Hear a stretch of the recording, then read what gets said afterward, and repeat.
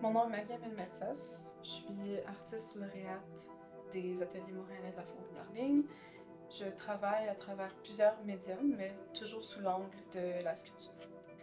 D'une manière, je m'intéresse aux objets à cause de leur polysémie, mais aussi je m'intéresse particulièrement aux objets qui, on dirait, deviennent un peu obsolètes.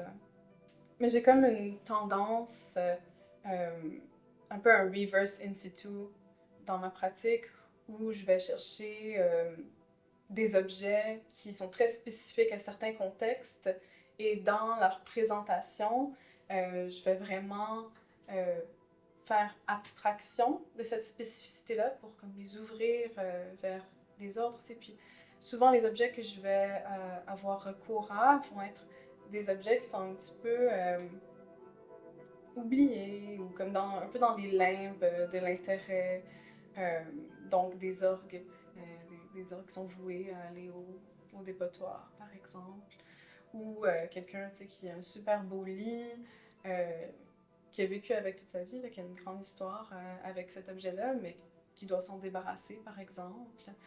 Euh, ou encore, j'ai eu recours, mettons, à des cuillères qui appartenaient à ma mère, des trucs comme ça. Mais dans la présentation de ces objets-là, dans mon remaniement, l'accent n'est pas sur cet orgue vient de telle église et la raison pour laquelle ils s'en sont défaits. Et c'est comme un peu un sous-texte. Le mouvement initial, c'est d'ouvrir la chose. Puis après ça, oui, il y a comme tous ces rattachements-là dans des contextes qui sont sociaux, social, économiques, politiques, etc.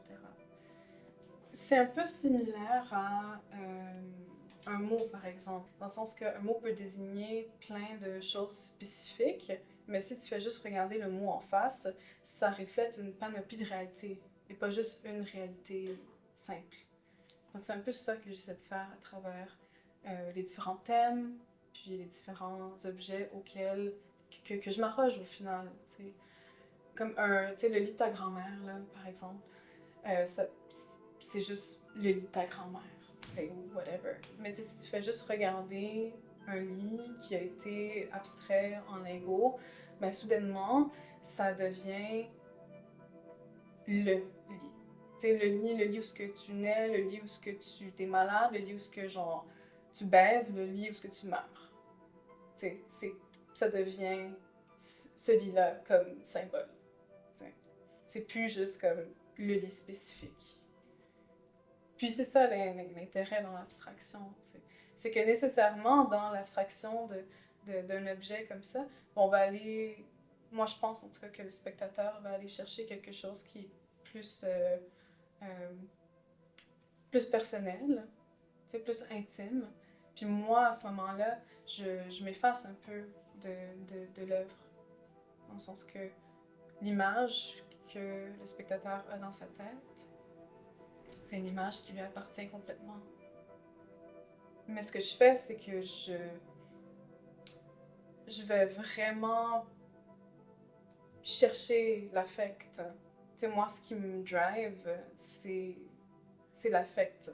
Après ça, les formes que je vais utiliser, les médiums, je vais les aborder d'une manière, tu sais, qui sont très, comment qu'on dit là, c'est genre medium specificity. Fait qu'il y a comme un peu de medium specificity, mais sans tout le coldness, puis le dryness, un peu de l'art minimaliste, conceptuel. Il y a, il y a une émotion, je veux pas dire que l'émotion est présente, mais moi, comme je l'imbue d'un affect, j'espère que ça apparaît pour les autres aussi, tu sais.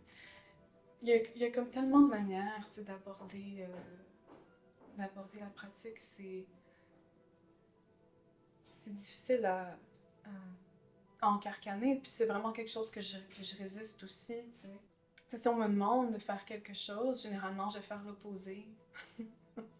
C'est vraiment comme, je suis vraiment comme an arrogant teenager in that way.